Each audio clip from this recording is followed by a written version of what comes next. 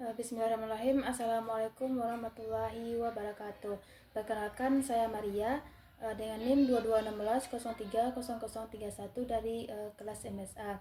Di sini saya ingin melaksanakan ujian kompre pengantar bisnis. Soal yang pertama yaitunya jelaskan pihak-pihak pengelolaan bisnis serta tujuan dan maksud bisnis. Yang pertama, pihak-pihak dalam pengelolaan bisnis yang pertama pemilik modal, yaitunya pihak-pihak yang menyediakan dana sehingga kegiatan operasional dan aktivitas organisasi dapat berjalan dengan lancar. Yang kedua yaitunya manajer. Manajer ini adalah orang yang bertanggung jawab dalam pengelolaan organisasi bisnis. Yang ketiga yaitunya tenaga kerja. Tenaga kerja merupakan pengelolaan proses produksi perusahaan untuk memenuhi kebutuhan dan keinginan konsumen akan produksinya tuh yang berkualitas. Yang keempat yaitunya konsumen. Konsumen yaitunya merupakan penggunaan produk yang dihasilkan oleh organisasi bisnis. Yang selanjutnya maksud dan tujuan bisnis, yaitunya bisnis tidak hanya bermaksud untuk memenuhi kebutuhan masyarakat konsumen. Kalau tujuannya yang pertama yaitunya pemenuhan kebutuhan dan keinginan konsumen. Yang kedua keuntungan usaha. Yang ketiga pertumbuhan dan perkembangan yang berkelanjutan. Yang keempat mengatasi berbagai risiko. Yang kelima yaitunya tanggung jawab sosial. Selanjutnya pertanyaan yang kedua yaitunya jelaskan tingkat partisipasi bisnis beserta contoh. Yang pertama yaitunya domestik. Domestik ini adalah organisasi bisnis terbatas pada lingkungan lokal saja, yang sehingga belum memasarkan ke luar negeri. Contohnya tuh penjualan ikan bilik atau UMKM rumah makan. Selanjutnya yang kedua yaitunya internasional, yaitunya perusahaan mulai memperluas pemasaran produknya tuh ke luar negeri, tetapi pusatnya tuh masih berada di negara asal. Contohnya tuh PT Indofood mengekspor mie instan ke Malaysia dan juga ke Arab Saudi. Selanjutnya yang ketiga yaitunya multinasional. Multinasional yaitunya perusahaan memiliki pabrik atau cabang produksinya tuh sudah berbagai negara untuk menekan biaya produksi dan distribusi. Contohnya tuh bisnis Unilever. Yang terakhir yaitunya global. Global itunya sudah mengelola ke berbagai negara dan faktor utamanya juga sama di berbagai negara tersebut. Contohnya pembuatan bisnis HP Samsung. Yang ketiga yaitunya jelaskan tantangan bisnis saat ini dan juga di masa depan. Kalau tantangan bisnis saat ini itunya kita tuh harus mampu mengikuti dan juga setiap perubahan terjadi. Sedangkan kalau tantangan bisnis di masa depan, mungkin kalau sudah dilihat dalam perkembangan zaman sekarang ini, mungkin perkembangan AI ataupun teknologi mungkin akan semakin canggih. Selanjutnya yang keempat yaitunya menjelaskan kegiatan yang dilakukan dalam bisnis dan juga faktor utama dalam menjalankan bisnis. Yang pertama kegiatan yang dilakukan dalam bisnis, yang pertama yaitunya produksi, yaitunya menghasilkan barang atau jasa. Yang kedua yaitunya distribusi, yaitunya menghasilkan distribusi itu menyalurkan produk dengan konsumen. Yang ketiga yaitunya pemasaran atau penjualan, yaitunya menawarkan serta menjual produk. Yang terakhir yaitunya tenaga kerja, yaitunya orang yang bekerja dalam melakukan proses produksi. Yang kelima yaitunya jelaskan faktor-faktor produksi dan aktivitas bisnis. Faktor-faktor produksi yang pertama yaitunya tenaga kerja. Tenaga kerja ini merupakan faktor utama suatu bisnis, yaitu orang yang menjalankan kegiatan bisnis. Selanjutnya yang ketiga yaitunya modal. Modal yaitunya diperlukan untuk memulai dan menjalankan dan juga mengembangkan bisnis. Selanjutnya yang ketiga yaitunya kewirausahaan. Kewirausahaan itunya sikap berani mengambil risiko dan juga manfaat ke peluang usaha. Yang keempat itunya sumber daya fisik. Sumber daya fisik ini semua barang berwujud yang digunakan dalam operasional bisnis seperti bahan baku, peralatan, dan fasilitas produksi yang berperan langsung dalam proses menghasilkan barang dan jasa. Selanjutnya yang terakhir yaitunya sumber daya informasi. Sumber daya informasi ini berupa data dan sistem informasi yang membantu perusahaan memahami pasar dan mengambil keputusan bisnis secara tepat dan juga cepat. Selanjutnya aktivitas bisnis. Aktivitas bisnis yaitunya menciptakan barang dan jasa, memasarkan barang dan jasa kepada konsumen, terus me- mem- mem- meningkatkan menghitung transaksi keuangan, terus merekrut, melatih dan menilai karyawan, dan yang terakhir itunya memberikan informasi. Yang keenam itunya apa itu prinsip Go Internasional dan kenapa kita tuh harus memilih Go Internasional. Kalau Go Internasional itu merupakan kegiatan usaha yang memperluas pasar ke luar negeri, baik melalui ekspor, impor, atau kerjasama dengan perusahaan asing maupun pembukaan cabang di negara lain. Kalau kita harus memilih Go Internasional, karena kalau kita memperluas pasar ke Go Internasional, kita tuh akan lebih banyak mendapatkan keuntungan. Selanjutnya yang ketujuh yaitunya jelaskan struktur organisasi internasional dan hambatan dalam menjalankan bisnis internasional. Yang pertama strukturnya tuh agen independen, yaitunya pihak asing sebagai wakil penjualan di luar negeri tanpa mendirikan kantor sendiri. Kalau yang kedua itunya pemberian lisensi. Pemberian lisensi ini merupakan perusahaan ini memberi izin kepada perusahaan asing untuk memproduksi dan menjual produknya dengan imbalan royalti, dengan ada imbalannya gitu. Terus yang ketiga itunya kantor cabang di luar negeri. Yang keempat aliansi strategis, itunya bekerja sama dengan mitra asing. Kalau yang kelima itunya investasi langsung di luar negeri. Kalau yang terakhir yaitunya hambatan. Hambatannya mungkin perubahan sosial dan budaya, perbedaan ekonomi, dan juga perbedaan hukum dan juga politik. Yang kedelapan itunya jelaskan bentuk-bentuk organisasi bisnis dan ekspansi bisnis. Bentuk-bentuk organisasi bisnis yang pertama badan usaha perseorangan, yaitunya usaha yang dikelola oleh individu. Yang kedua yaitunya persekutuan. Persekutuan yaitunya bisnis yang dimiliki oleh dua orang atau lebih dalam memperoleh keuntungan bersama. Yang ketiga yaitunya perseorangan terbatas. Nah, perseorangan terbatas ini yaitunya bisnis yang berbentuk badan hukum di mana uh, ba- badan hukum di mana tanggung jawab dan juga kewajiban itu udah terpisah dari pemilik modal. Selanjutnya ekspansi. Ekspansi itu adalah penggabungan. Yang kedua akuisisi. Akuisisi adalah pembelian suatu perusahaan oleh perusahaan lain atau investasi lain dengan tujuan memperkuat dengan perusahaan yang sudah ada. Selanjutnya pengambilan alihan secara terpaksa, dan yang terakhir itunya pengambilan usaha dengan cara membeli usaha orang lain. Selanjutnya pertanyaan yang ke-9 itunya jelaskan level keterlibatan bisnis internasional.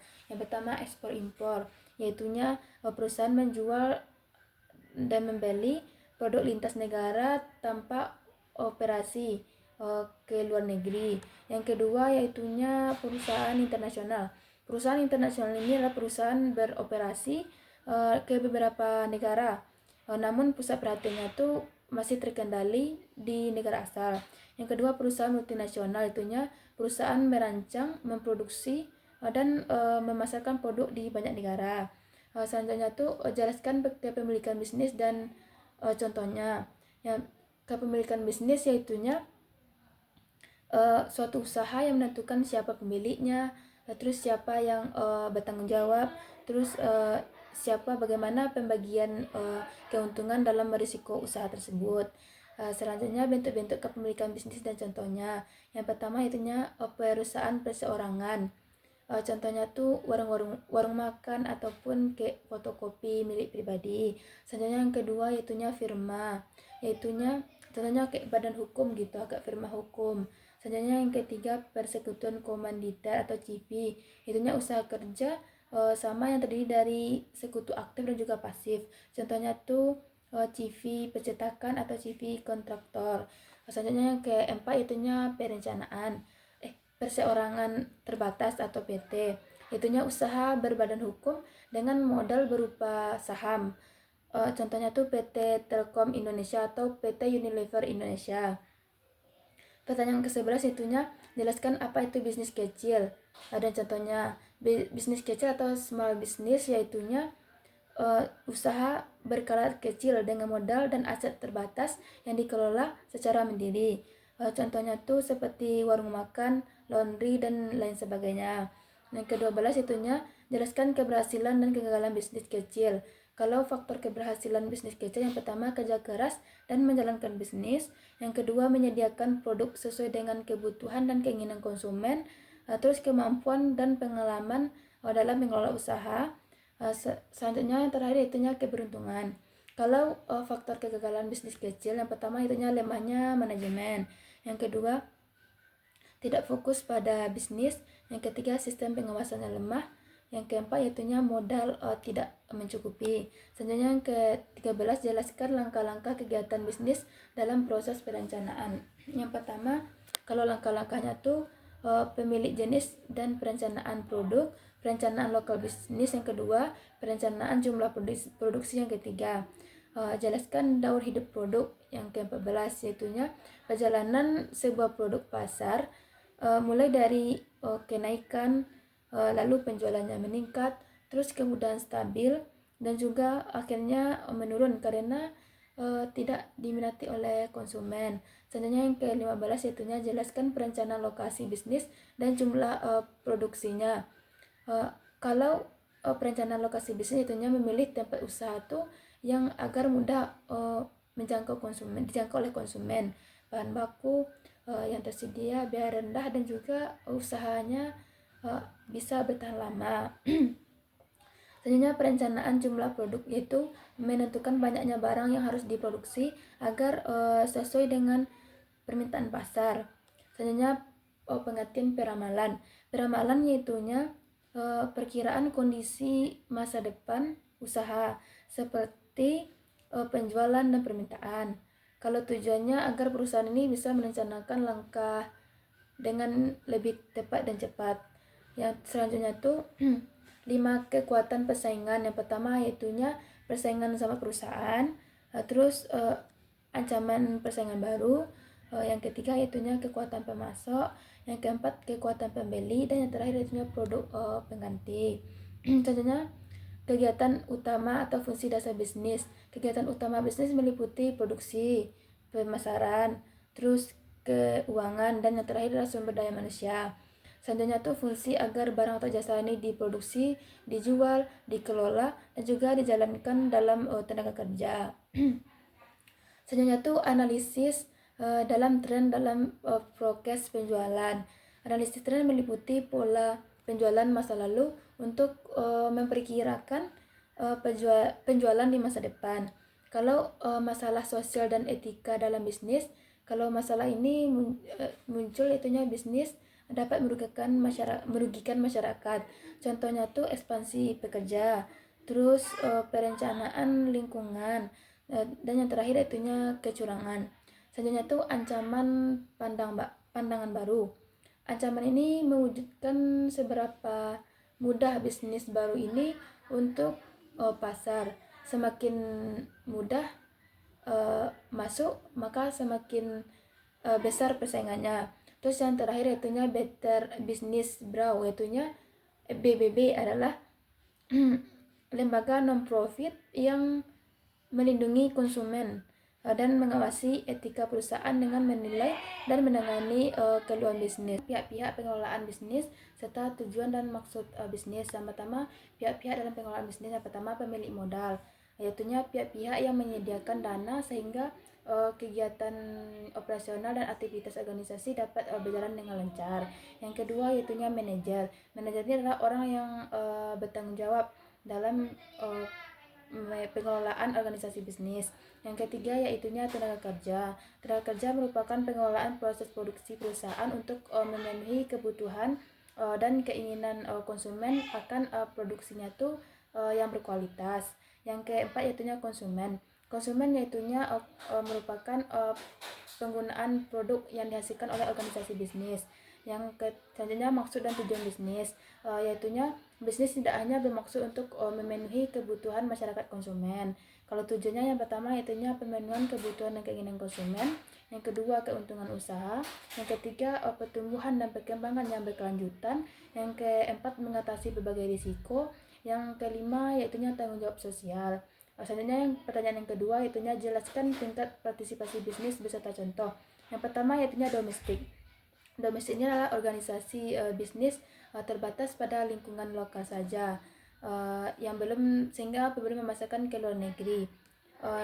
Contohnya tuh penjualan ikan bilik atau UMKM rumah makan. Selanjutnya yang kedua yaitunya internasional, yaitunya perusahaan mulai memperluas pemasaran produknya tuh ke luar negeri, tetapi pusatnya tuh masih berada di negara asal.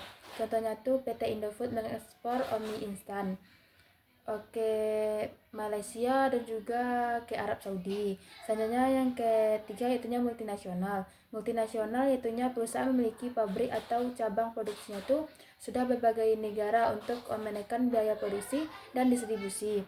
Contohnya tuh bisnis Unilever. Yang terakhir yaitunya global.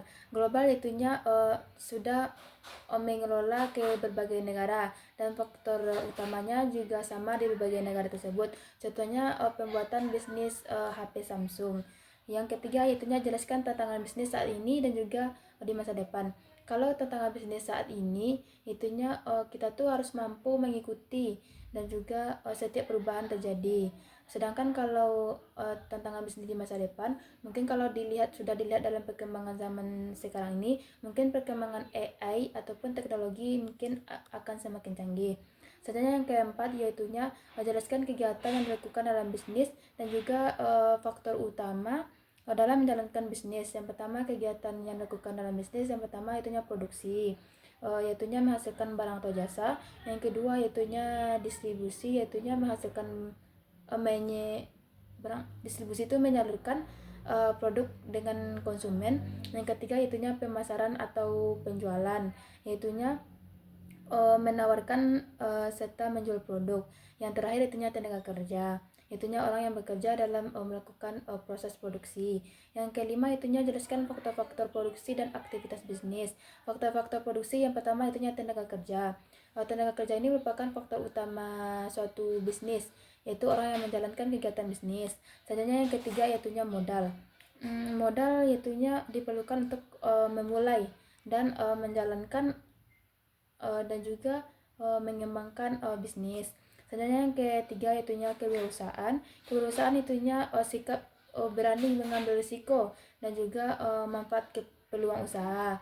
Yang keempat itunya sumber daya fisik. Sumber daya fisik ini semua barang berwujud yang digunakan dalam operasional bisnis seperti bahan baku, peralatan, dan fasilitas produksi yang berperan langsung dalam proses menghasilkan barang dan jasa. Selanjutnya yang terakhir yaitunya sumber daya informasi. Sumber daya informasi ini berupa data dan sistem informasi yang membantu perusahaan memahami pasar dan mengambil keputusan bisnis secara tepat dan juga cepat. Selanjutnya aktivitas bisnis. Aktivitas bisnis yaitunya menciptakan barang dan jasa, memasarkan barang dan jasa kepada konsumen, terus meningkatkan menghitung transaksi keuangan, terus merekrut, melatih dan menilai karyawan, dan yang terakhir itunya memberikan informasi. Yang keenam itunya apa itu prinsip Go Internasional dan kenapa kita tuh harus memilih Go Internasional. Kalau Go Internasional itu merupakan kegiatan usaha yang memperluas pasar ke luar negeri, baik melalui ekspor, impor, atau kerjasama dengan perusahaan asing maupun pembukaan cabang di negara lain. Kalau kita harus memilih Go Internasional, karena kalau kita memperluas pasar ke Go Internasional, kita tuh akan lebih banyak mendapatkan keuntungan. Selanjutnya yang ketujuh yaitunya jelaskan struktur organisasi internasional dan hambatan dalam menjalankan bisnis internasional. Yang pertama strukturnya itu agen independen, yaitunya pihak asing sebagai wakil penjualan di luar negeri tanpa mendirikan kantor sendiri.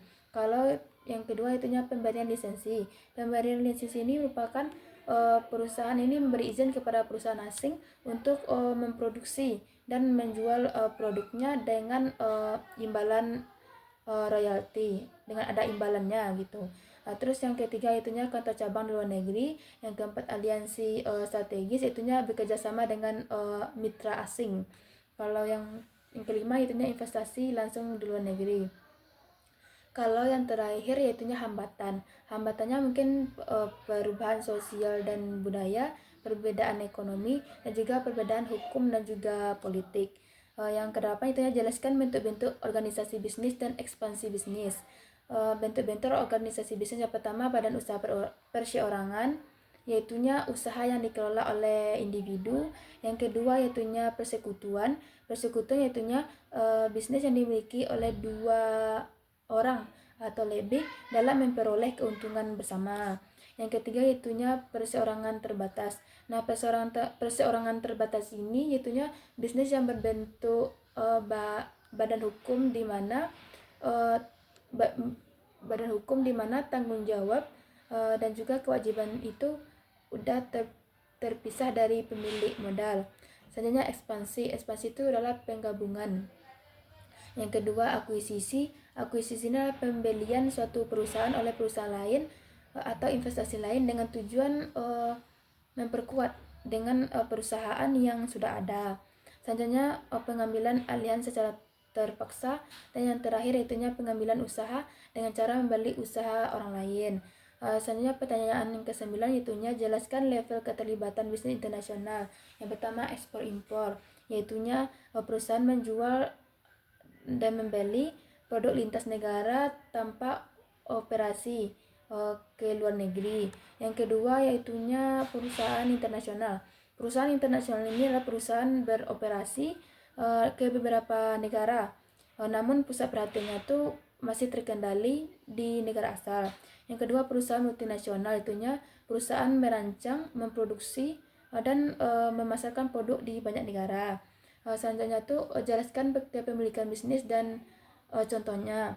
Yang kepemilikan bisnis yaitunya suatu usaha yang menentukan siapa pemiliknya, terus siapa yang bertanggung jawab, terus siapa bagaimana pembagian keuntungan dalam berisiko usaha tersebut.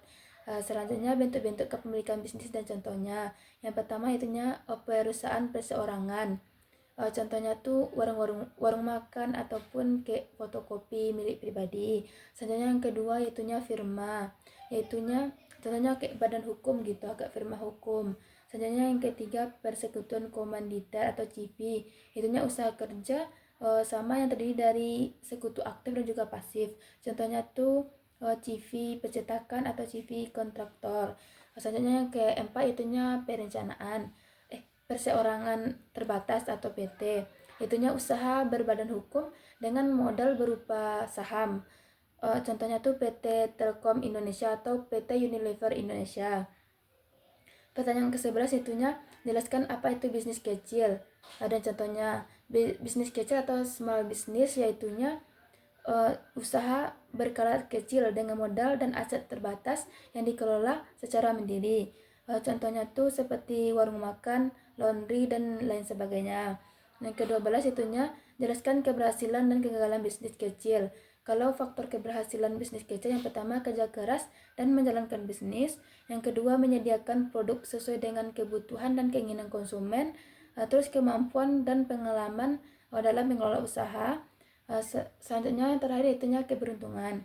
Kalau faktor kegagalan bisnis kecil, yang pertama itunya lemahnya manajemen, yang kedua tidak fokus pada bisnis, yang ketiga sistem pengawasannya lemah, yang keempat yaitunya modal tidak mencukupi. Selanjutnya yang ke-13 jelaskan langkah-langkah kegiatan bisnis dalam proses perencanaan. Yang pertama, kalau langkah-langkahnya tuh pemilik jenis dan perencanaan produk, perencanaan lokal bisnis, yang kedua perencanaan jumlah produksi, yang ketiga jelaskan daur hidup produk, yang ke-14 yaitunya perjalanan sebuah produk pasar mulai dari kenaikan, lalu penjualannya meningkat, terus kemudian stabil, dan juga akhirnya menurun karena tidak diminati oleh konsumen. Selanjutnya yang ke-15 yaitunya jelaskan perencanaan lokasi bisnis dan jumlah produksinya. Kalau perencanaan lokasi bisnis itunya memilih tempat usaha tuh yang agar mudah dijangkau oleh konsumen, bahan baku yang tersedia biar rendah, dan juga usahanya bisa bertahan lama. Selanjutnya perencanaan jumlah produk, yaitu menentukan banyaknya barang yang harus diproduksi agar sesuai dengan permintaan pasar. Selanjutnya pengertian peramalan. Peramalan yaitunya perkiraan kondisi masa depan usaha seperti penjualan dan permintaan. Kalau tujuannya agar perusahaan ini bisa merencanakan langkah dengan lebih tepat dan cepat. Yang selanjutnya tuh 5 kekuatan persaingan. Yang pertama yaitunya persaingan sama perusahaan, terus ancaman persaingan baru, yang ketiga yaitunya kekuatan pemasok, yang keempat kekuatan pembeli, dan yang terakhir yaitunya produk pengganti. Selanjutnya kegiatan utama atau fungsi dasar bisnis. Kegiatan utama bisnis meliputi produksi, pemasaran, terus keuangan, dan yang terakhir adalah sumber daya manusia. Selanjutnya tuh fungsi agar barang atau jasa ini diproduksi, dijual, dikelola, dan juga dijalankan dalam tenaga kerja. Selanjutnya tuh analisis dalam tren dalam proses penjualan. Analisis tren meliputi pola penjualan masa lalu untuk memperkirakan penjualan di masa depan. Kalau masalah sosial dan etika dalam bisnis, kalau masalah ini muncul itunya bisnis dapat merugikan masyarakat. Contohnya tuh ekspansi pekerja, terus perencanaan lingkungan, dan yang terakhir itunya kecurangan. Selanjutnya tuh ancaman pandangan baru.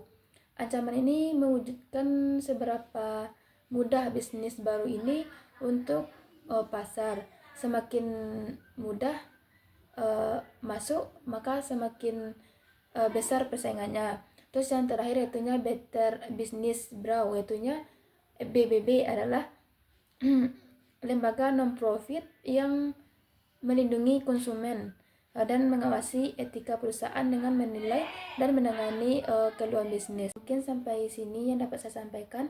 Saya akhiri dengan membacakan wabillahi taufiq hidayah. Wassalamualaikum warahmatullahi wabarakatuh.